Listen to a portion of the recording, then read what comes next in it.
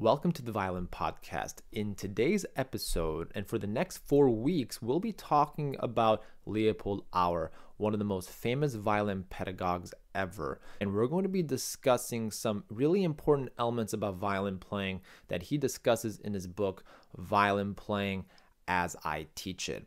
And we're going to be diving in real deep into the elements in the next 4 weeks. So who is Leopold Auer? Leopold Auer was a teacher from Hungary, and he was actually a student of Joseph Joachim for a little bit of time between 1863 and 1865. But the reason why we talk about Leopold Auer today is because he is the teacher of Jascha Heifetz. And if anyone who's a teacher of Jascha Heifetz must have some amazing knowledge on the art of violin playing. And that's what we're here to discuss in this 4-part series with him. And we're going to be going deep into all the details in these next 4 episodes. So if you're not subscribed, make sure that you get the weekly episodes straight onto your mobile device or wherever you find podcasts. So if you're stumbling across this video or this podcast, welcome. I really appreciate you joining us. Today we're going to be talking about practice and how to practice efficiently according to Leopold Auer. Now, practice is a common topic in the world of classical musicians. We're always told to practice, practice, practice. Now, many of you who are listening have an idea of how to practice, but you don't know how to get started, or you are stuck in your practice as you are listening to this podcast. I hope in the next 4 episodes where we talk about the specific principles of Leopold Auer, and we're not going to talk about everything in his book, but I do realize that there are so much information in this book, and I just wanted to point out specific things for my audience today. So here we go. How to practice according to Leopold Auer. So we're going to go bullet point by bullet point and explain each one individually. So here we go. Number 1, self-observation. And without practicing with the awareness of what you're doing, he quotes, "It's worse than wasting your time." He writes, with self-observation, you develop and perfect your falls. And I actually want to read you a quote from the book that I obtained for this podcast. And I'm just going to quote real quick in the preface. "Yet the most essential factor, if the observance of these carefully formulated principles is to show any practical results, has hitherto been largely overlooked, and this factor is the mental one. By no means enough stress has ever been laid on the importance of mental work, on the activity of the brain which must control that of the fingers. And yet, unless one is capable of hard mental labor and prolonged concentration, it is a waste of time to undertake the complicated task of mastering an instrument as difficult as the violin." This is important because he writes that on the very first page in the introduction, right before he even gets into the details of actual violin playing. I think it's absolutely important for every student, every violinist, to have self-observation while they're practicing and while they're performing.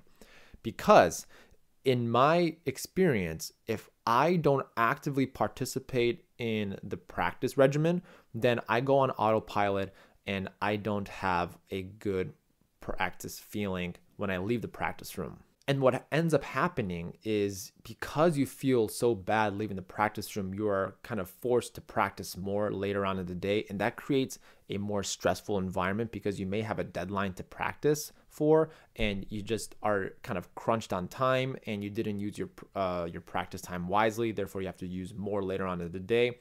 And that creates more stress on your body.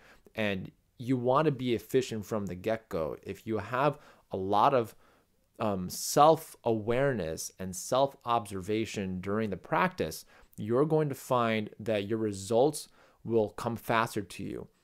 That's what I always tell my students. And patience is actually one of the most important things I teach, in addition to self-observation, because a lot of the things that I do as a violin teacher is to help the student teach themselves in the practice room, to give them the necessary tools. So if I am not teaching them how to be aware of their mistakes, or how to find their mistakes, that could be really bad for them later down the line. And that is why you have to have a good teacher to help you teach these these tools, these skills on how to observe your mistakes. So I want to encourage you that if you're listening to this podcast, really try to dive deep into how you're practicing. You'll notice that if you do this, you're going to have a more tired brain than you ever will, because you're actively focusing on each element of your playing all at the same time. And I think that violin playing, especially when you're practicing a new piece for the first time, that is a kinesthetic activity. We have 3 different types of ways we learn the violin: orally, visually, and the act of violin playing is a kinesthetic activity. So you are learning while doing it. However, you are also applying visual and oral learning at the same time, which makes playing the violin so incredibly difficult to do well. And when you are observing all these things, all 3 at the same time, you are going to be more effective in your practice. And as a matter of fact, you'll be able to practice less and get more results down the line. And in that same light with the self-observation, the second bullet point that I want to point out is slow practice. Now, you may have heard this time and time again, but I emphasize the slow practice as a second bullet point versus the first bullet point, especially with Leopold Auer, because he talks about without the mental discipline, you cannot force yourself to practice slow. You have to be disciplined to be able to practice slowly and observe your details, observe your faults, observe your strengths. And he has some pretty wise information to give us when it comes to practice and slow practice. And I quote from his chapter, "I have had students, however, who in spite of good intention became the victims of a nervous agitation the moment they took up their violins and were wholly unable to resist the necessity of playing in exaggeratedly rapid tempo. Such students were never born to become concert players."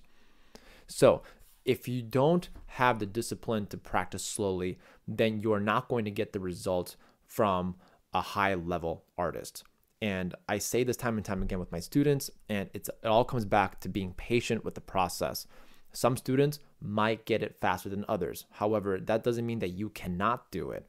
If you can practice slowly, you will achieve great results. And just observing how you're practicing slowly. I always recommend a metronome. If you don't have a metronome in your toolkit, better get one, because you're going to learn faster by actively learning the music slowly. And also, you're teaching your brain to send signals to your fingers and to your muscles and to your body, and you're helping your brain memorize those movements. It doesn't happen right away. It's kind of like the story between the turtle and the hare. We always know that the turtle always wins because a hare goes ahead and sleep because he can do the race. He feels like he's gonna be fine. The turtle is too slow, but the turtle always wins whenever I read that story. And this is the same formula. If you practice slowly, then you may start out slowly. You're going to learn the piece a little slower. However, you're going to retain more information because with the addition of sleep, a good night's rest, and slow practice with consistent practicing on a day-to-day basis, you will find really, really amazing results.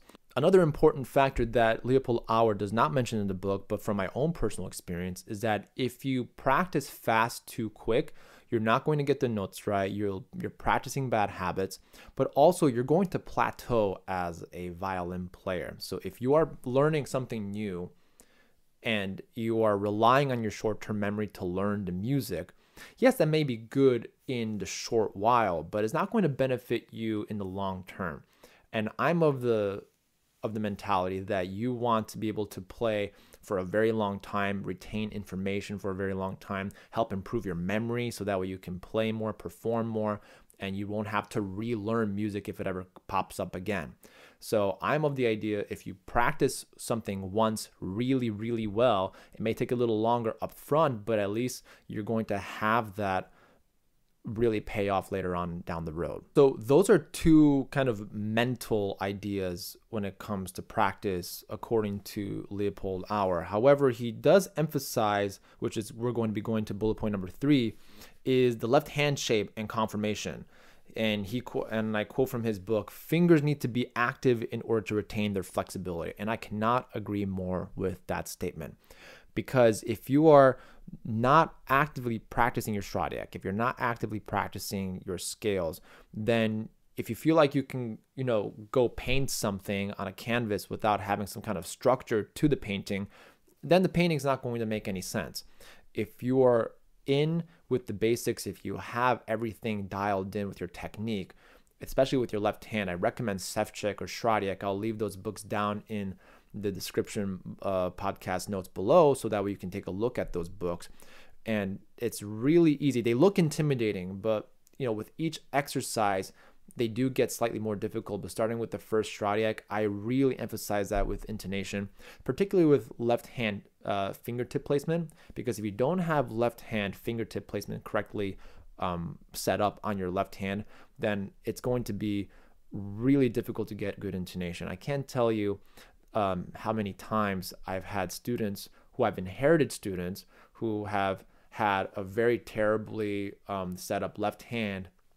Took me a year to 2 years to really fix, because just given that the kid's schedule, they're not dedicated to practicing hours and hours a day on their violin, and I obviously don't suggest that. However, it does take a little bit longer to reverse the process, because you have to reverse everything that they've done, and then you have to apply the new method. And that does take a long time. It's easier with younger students, maybe below the age of 10, because they're still, their brain is still absorbing more information and they're willing to fix things. However, once you get to an older age, like early high school, mid high school, late high school, that is really difficult to change your technique. So you want to be able to set your left hand up in a way where you are achieving maximum efficiency by having a firm placement on the fingerboard, but not really pressing down. By pressing down on the fingerboard, you're going to be really tensing up your left arm, left wrist. So I highly don't suggest that. But another excellent way to increase flexibility and firmness with the fingers is through scales. And I also leave a wonderful scale book that I like. It's from Barbara Barber. That's something that when I was growing up, I used that book. Sometimes the Galamian and the Carl Flesch can seem really intimidating, but seems like this book has really connected with my students. It's really approachable. The font is nice. Fingerings are almost identical to the Galamian scales. So everyone has a different school of thought in regards to that. But I think just having the technique foundation will certainly help you achieve the results that you want. Because it all comes back to how disciplined you are with the first bullet point, self-observation. If you're going through the Stradiak with, just mindless practicing just to get it done, then that's not the point of it. Another thing that actually I forgot to mention in the previous bullet point, the slow practice, the reason why teachers encourage students to practice slowly is not because of tempo. Believe it or not, it's not tempo. It's so that the student can listen more intently to their intonation and focus on little details like sound production, intonation, fingertip placement, posture. How am I feeling while I'm playing this? Am I tense? Is my shoulder tired? Is my neck pressing down on the violin too much? Those are other elements that you can apply with slow practice. But when going back to the left hand, in addition to the slow practice, by practicing slowly with the left hand, ideally you want to have a straight left wrist, and you want fingers curved over the fingerboard, so that way you have maximum flexibility and versatility on the left hand fingerboard.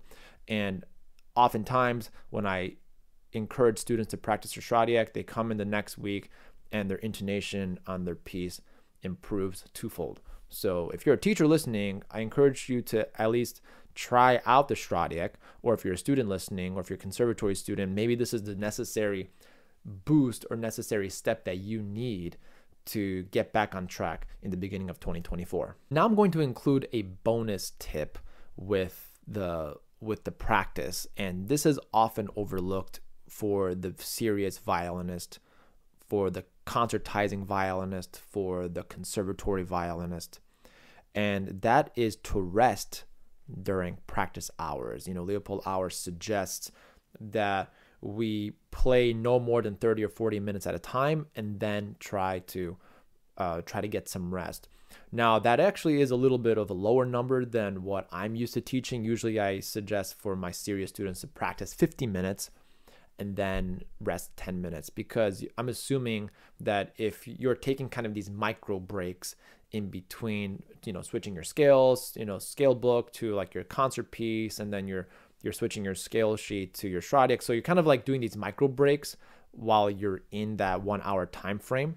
And I also talk about that in my musician's practice guide, which I'll leave in the show notes below. But if you are not resting, then you're not giving your muscles and your brain particularly a chance to recover and analyze the information from your practice. That's where good sleep comes in, because if you don't have good sleep, your brain is actually processing all the information from the day. And if you're not letting your brain have that opportunity to rest and repair itself, then it goes back to, square one, where you have to be self-observant of your habits, because a lot of your habits will actually creep outside of the practice room in your everyday life. Now, a lot of you have rehearsals, schedules, homework assignments, as whatever the case may be, and you're a teacher perhaps who wants to get into performing again, and you just have to kind of be really strategic with how you are teaching your students, and you're not emitting too much energy during the day for your evening rehearsals. I've been there. Trust me, it's not an easy thing to do, because you may have a family, you may have kids, you may have other life things that you need to take care of, but you should prioritize rest and sleep, because it's better to do that than to waste your time practicing 2 hours and just getting nothing done, because you go from the plateau that I've mentioned earlier down to a decline.